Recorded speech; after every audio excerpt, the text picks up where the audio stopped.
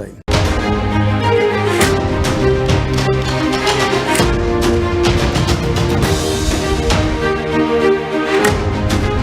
Breaking news చూస్తున్నాం. తెలుగు రాష్ట్రాల్లో corona virus బీభత్సం సృష్టిస్తోంది.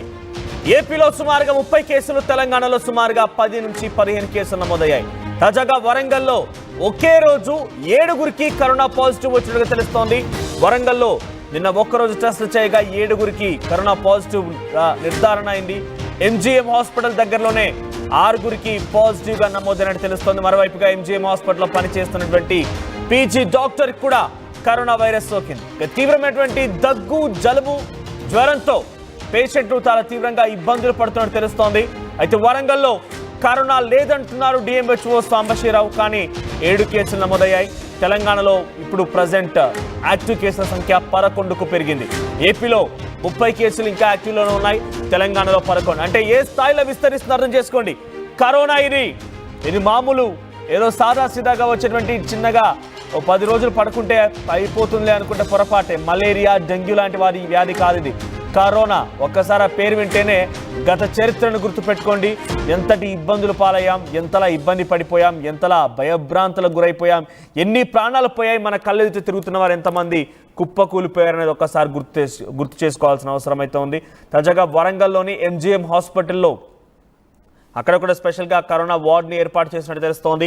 సుమారుగా 7గురిని కూడా అక్కడే చికిత్స అందిస్తున్నారు. తీవ్రమైనటువంటి దగ్గు, జలుబు, జ్వరంతో వారంతా ఇబ్బందులు పడుతున్నట్టు తెలుస్తోంది. ఒకే రోజు 7గురికి కరోనా పాజిటివ్ రావడం, నిర్ధారణ కావడం అనేది కాస్త వరంగల్ ప్రజల్ని, వరంగల్ జిల్లా వాసులందరినీ కూడా భయభ్రాంత గురి చేస్తుంది. ఎందుకంటే ఒకే రోజు 7గురికి వారందరూ కూడా కొంత సిమ్టమ్స్ ఉన్నాయి, వారంతా ఫేస్ చేస్తున్నారు, ఇబ్బందులు పడుతున్నారని చెప్పి టెస్ట్ చేయగానే 7గురికి కూడా పాజిటివ్. దాంట్లో ఒక పీజీ డాక్టర్ కూడా ఉన్నారు, తనకు కూడా పాజిటివ్ వచ్చినట్టు తెలుస్తోంది. ఎస్, వరంగల్లో కరెంట్ సిచ్యువేషన్ నేను మీకు మరింతగా అప్డేట్స్ ప్రతినిధి వెంకటరత్నం నుంచి అందించే ముందు ఒకసారి స్టేట్ వైడ్గా యాక్టివ్ కేసుల సంఖ్య చూస్తే కనుక భారతదేశ వ్యాప్తంగా 4026 కేసులు ఇప్పుడు యాక్టివ్లో ఉన్నాయి. 4026 కేసులు. సుమారుగా ఇప్పటివరకు 37 మంది మరణించారు. దానిలో అత్యధికంగా మహారాష్ట్ర నుంచి 10 మంది మరణిస్తే కేరళ నుంచి 9 మంది మరణించారు. ఇక తెలుగు రాష్ట్రాల మరణాల సంఖ్య ఇంతవరకు నమోదు కాలేదు. కానీ ప్రజెంట్ తెలుగు రాష్ట్రాల్లో అటు ఏపీలో 28 కేసులు యాక్టివ్గా ఉన్నాయి ప్రజెంట్. ఇటు తెలంగాణలో ఈ రోజుతో కలిపి సుమారుగా 11 కేసులు యాక్టివ్ కేసులు ఉన్నాయి. ఈ సంఖ్య మరింతగా పెరిగే అవకాశం ఉంది. టెస్టులు పెంచితే ఇక్కడ గమనించండి, టెస్టుల సంఖ్య పెరుగుతోంది అని అంటే కరోనా కేసుల సంఖ్య పెరుగుతోంది. సో వరంగల్లో కొంతమంది సిమ్టమ్స్తో వచ్చిన వారికి టెస్ట్ చేయగా వారికి పాజిటివ్ నిర్ధారణ అయింది. మీ చుట్టూ ఇంకెవరైనా గనక ఆ సమస్యతో బాధపడితే దీంట్లో అవమానపడాల్సిన పని లేదు. మన ప్రాణాలు మనం రక్షించుకోవాల్సినటువంటి బాధ్యత మనపైన ఉంది. కాబట్టి వెంటనే టెస్ట్ చేసుకోండి. మీకు టెస్టులు చేసుకుంటే దాంట్లో నిర్ధారణ కాలేదంటే మీరు యథేచ్ఛగా చిన్నగా మెడిసిన్ వాడవచ్చు. కానీ కనుక నిజంగా పాజిటివ్ వస్తే మీరు నలుగురికి అంటించక మునిపే మీ అంతటా మీరే స్వీయ నియంత్రణలో ఉండిపోయి మీరు దాన్ని ట్రీట్ చేయడం కోసం ప్రారంభించండి. డైట్ ఫాలో అవ్వండి, డాక్టర్స్ ఇచ్చేటువంటి ట్రీట్మెంట్ ఫాలో అవ్వండి. లేదు అనుకుంటే కనుక డెఫినెట్గా అది విస్తరించే అవకాశం ఉంది. సో కొంత జాగ్రత్త తీసుకోండి. మా ప్రతినిధి వెంకటరత్నం దగ్గరికి వెళ్తాను నేను. Yes Venkataratnam, current Warangal situation ఏంటి? అంటే టెస్టులు చేసినటువంటి ఆ 7గురికి పాజిటివ్ వచ్చింది, వారిని ఎలా ట్రీట్ చేస్తున్నారు, వారి కరెంట్ వాళ్ళకి సంబంధించి హెల్త్ స్టేటస్ ఏంటి వాళ్ళది?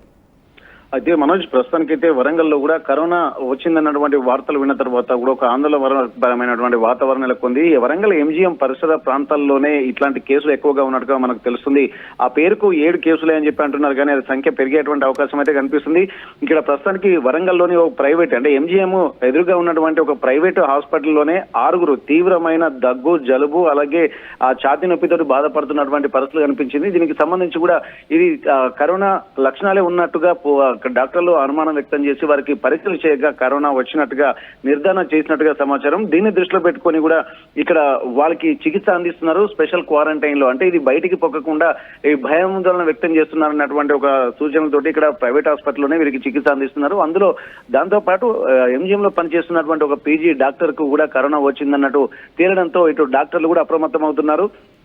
ఎప్పటికీ నిత్యం రద్దీగా ఉండండి. ఎంజీఎం పరిసర ప్రాంతాల్లోనే ఇట్లాంటివి రావడంతో కొన్ని వేల మంది ఒకేసారి హాస్పిటల్కు వచ్చేటువంటి అవకాశం ఉంటుంది. ఎక్కువగా రోగులు ఎక్కడికి వచ్చేటువంటి అవకాశం ఉండడంతో ఇక్కడ ఎంజీఎం పరిసర ప్రాంతాల్లోనే ఇది మరింత విస్తరిస్తే మాత్రం చాలా ప్రమాదకరంగా మారేటువంటి అవకాశం ఉంటుందన్నటువంటి విషయం తెలుసుకున్నటువంటి డాక్టర్లు కూడా అప్రమత్తమయ్యారు.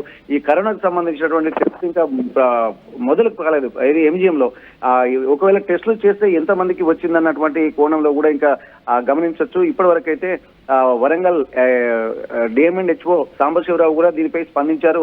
ఇప్పటి వరకు కరోనా కేసులు తమ దృష్టికి రాలేదని చెప్పారు. కానీ ఇక్కడ పరిస్థితులను బట్టి చూస్తే ప్రైవేట్ హాస్పిటల్లో చికిత్స పొందుతున్నటువంటి వాళ్ళు 6 ఉన్నారు. ప్రస్తుతం ఒక పీజీ డాక్టర్ కూడా ఈ చికిత్స పొందుతున్నట్టుగా తెలుస్తుంది. వీటిని దృష్టిలో పెట్టుకుని వాళ్ళని క్వారంటైన్ లో స్పెషల్ వార్డు ఏర్పాటు చేసి వెంకటరత్నం మీరు చెప్తున్న ప్రకారంగా ఎంజీఎం పరిసర ప్రాంతాల్లో ఇటువంటి పరిస్థితి నెలకొంది. ఎక్కువగా అక్కడికి పేషెంట్స్ వస్తూ ఉంటారు, వందల సంఖ్యలో క్యూలు కట్టి మరీ అందరు నిల్చొని డాక్టర్ల చేత ట్రీట్మెంట్ కోసం వస్తూ ఉంటారు. సామాన్య బీద మధ్యతరగతి ప్రజలందరూ కూడా అక్కడికి చేరుకుంటూ ఉంటారు. అటువంటి వారిని ఆల్రెడీ దాని ఎదురుగానే ఒక ప్రైవేట్ హాస్పిటల్లో కరోనా పాజిటివ్ నిర్ధారణ అయింది.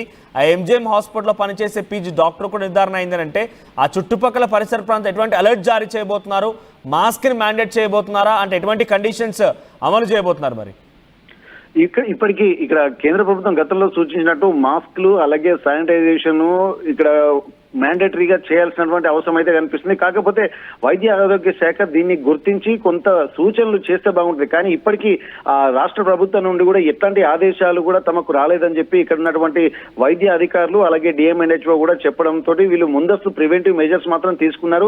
వచ్చినటువంటి వాళ్ళకి ఎవరైనా కరోనా పాజిటివ్ వస్తే మాత్రం అంటే టెస్టులు చేయడానికి సిద్ధంగా ఉన్నామని చెప్పి అంటున్నారు. కానీ ఇప్పటి వరకు ప్రభుత్వం తరపు నుంచి టెస్టులు మాత్రం మొదలు పెట్టలేదు.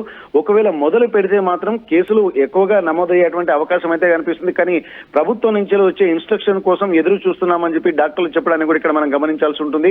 అయితే ఇప్పుడు ఎంజీఎం లోనే ఒక స్పెషల్ వార్డు కూడా గతంలో కూడా కరోనా వచ్చినటువంటి టైంలో ఎంజీఎం లోనే ఒక స్పెషల్ వార్డులు ఏర్పాటు చేసి క్వారంటైన్ కోసం అన్ని బెడ్లు కూడా సిద్ధం చేశారు.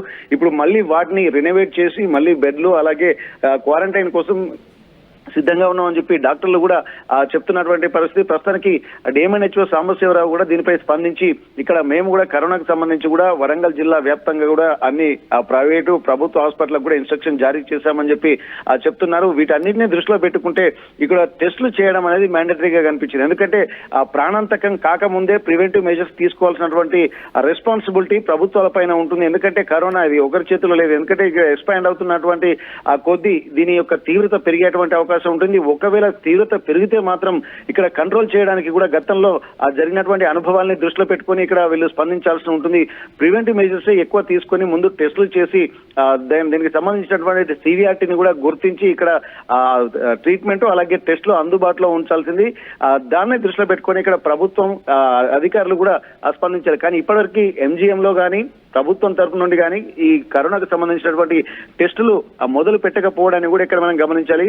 ఇక్కడ ఎంజీఎం లోని ఇట్లాంటి పరిస్థితి టెస్టులు ఇంకా లేకపోవడంతో ప్రస్తుతానికి ప్రైవేట్ ఆసుపత్రులకి ఆశ్రయిస్తున్నారు. ఈ ప్రైవేట్ ఆసుపత్రులు కొంత తెలిసినా తెలియకున్నా కొన్ని డబ్బులకు కూడా కొంత వీళ్ళు టెంప్ట్ అయిపోయి కేసులు ఉన్నాయని చెప్పేటువంటి ప్రమాదం కూడా ఉంది. కాబట్టి ప్రభుత్వం రెస్పాన్సిబిలిటీ తీసుకోవాల్సినటువంటి అవసరం అయితే ఇక్కడ కనిపిస్తుంది. ప్రైవేట్ హాస్పిటల్ దోపిడీ గతంలో కూడా చూసాము. అసలు ఎండెసివిర్ ఇంజెక్షన్ అనేటువంటివి కూడా కరోనా వచ్చిందని చెప్పి ఇంజెక్షన్ల యొక్క ఆ తీవ్రతను పెంచిన తర్వాత అక్కడ ₹1,00,000 దాకా ఒక ఇంజెక్షన్ వెళ్ళిందంటే పరిస్థితి అర్థం చేసుకోవచ్చు. అంటే ప్రైవేట్ ఆసుపత్రులు కూడా ఇప్పుడు ప్రభుత్వం ఇనిషియేషన్ తీసుకోకపోవడం వల్ల సొమ్ము చేసుకున్నటువంటి అవకాశం కూడా దీంట్లో స్పష్టంగా కనిపిస్తుంది. ఇప్పుడు కూడా ప్రభుత్వ ఆసుపత్రిలో టెస్టులు చేయకపోవడం వల్లనే వీళ్ళు ప్రైవేట్ ఆసుపత్రులు వెళ్ళినట్టుగా మనకు తెలుస్తుంది. కాబట్టి ప్రభుత్వము ఇక్కడ సివిఆర్టీ ఎవరైతే కనిపిస్తుందో ఇక్కడ టెస్టులు చేసుకోవడానికి అన్ని ఏర్పాట్లు చేశామని, లేకపోతే టెస్టులు కూడా ప్రభుత్వం ఆసుపత్రిలో ఎంజీఎం లాంటి ఆసుపత్రిలో అందుబాటులో ఉన్నాయని చెప్పి ప్రజలకు కూడా తెలవాల్సినటువంటి అవసరం ఉంటుంది. లేకపోతే డౌట్ ఉన్నటువంటి వాళ్ళు భయాందోళన వ్యక్తం చేయడంతో పాటు ప్రైవేట్ హాస్పిటల్కి వెళ్ళి డబ్బులు కూడా వేస్ట్ చేసుకున్నటువంటి వారికి టెస్టులు చేస్తే దాదాపుగా పాజిటివ్ వస్తోంది. టెస్ట్ల సంఖ్య పెరిగిన కొలది ఇక్కడ యాక్టివ్ కేసు సంఖ్య కూడా పెరుగుతోంది. ఈ సిచ్యువేషన్ లో ఇంకా టెస్ట్ల సంఖ్య పెంచొచ్చు అంటారా? టెస్ట్ల సంఖ్యని పెంచేటువంటి క్రమంలో అక్కడ సంబంధిత డిఎంహెచ్ఓ కానివ్వండి, సంబంధిత అధికారులు ఎంజీఎం హాస్పిటల్కి వచ్చినటువంటి కనీసం అక్కడికి వచ్చేటువంటి పేషెంట్స్ కైనా కూడా టెస్టులు చేసే అవకాశం ఉందా? ఎటువంటి చర్యలు తీసుకోబోతున్నారు?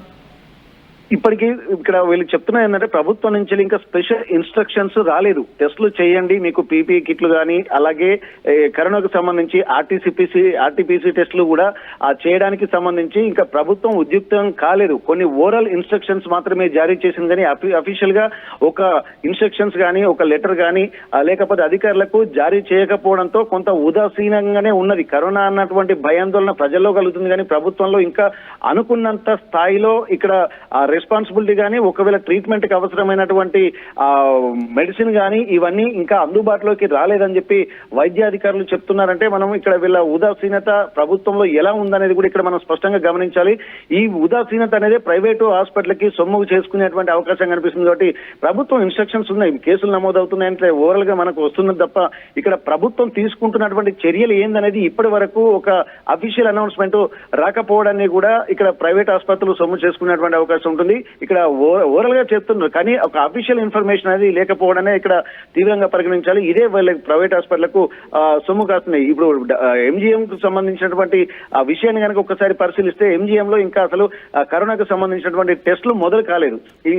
అందుకే ప్రైవేట్ ఆసుపత్రులకు వెళ్లాల్సి వస్తుంది. ఇక్కడ వచ్చేటువంటి వాళ్ళు కూడా ఒకవేళ డబ్బులు ఉన్నటువంటి వాళ్ళు ప్రైవేట్ హాస్పిటల్ వెళ్తారు కానీ ఎంజీఎం లాంటి వాళ్ళకి అందరూ పేదవాళ్ళే వస్తారు. ఒకవేళ వచ్చినా కానీ వాళ్ళకు సరైనటువంటి ట్రీట్మెంట్ అందుతుందా లేదా అన్నది కూడా ఇక్కడ ప్రశ్నార్థకంగా మారుతుంది. కాబట్టి ఇక్కడ అఫీషియల్ గా ప్రభుత్వం నుండి డిఎంఎన్హెచ్ఓ కానీ లేకపోతే రాష్ట్ర ప్రభుత్వం కానీ ఇక్కడ ఎంజీఎం లో ఉన్నటువంటి సూపరింటెండెంట్ కానీ అందులో ఉన్నటువంటి ఆర్ఎంఓస్ కానీ వాళ్ళకు స్పెషల్ ఇన్స్ట్రక్షన్స్ ఇచ్చి దానికి సంబంధించి ట్రీట్మెంట్ విధానంపై కూడా మరోసారి స్పష్టత ఇవ్వాలి. దానికి సంబంధించినటువంటి మెడిసిన్ కూడా అందుబాటులో ఉంచాలి. కానీ అట్లాంటి పీపీఈ కిట్లు కానీ ఇక్కడ ఆర్టీపీసీ టెస్ట్లకు సంబంధించినటువంటి టెస్ట్ కిట్లు కానీ ఇవి ఇంతవరకు ఎక్కువ మొత్తాదులో రాలేదు. ఇక్కడ వస్తే మాత్రం ఇక్కడ మళ్ళీ లైన్ కడుతున్నారు. అంటే అవసరం ఉన్నా లేకున్నా ఖచ్చితంగా చేసుకుంటారన్నటువంటి ఒక ఆలోచనతోటి కూడా ఇక్కడ ప్రభుత్వ వైద్యాధికారులు కూడా ఉన్నారు. అంటే ఇది మళ్ళీ భయాందోళనతోటి మళ్ళీ వేల సంఖ్యలో ఇక్కడ హాస్పిటల్కి క్యూ కడతారన్నటువంటి ఒక భయాందోళన కూడా ఉంది. కానీ ఇంకా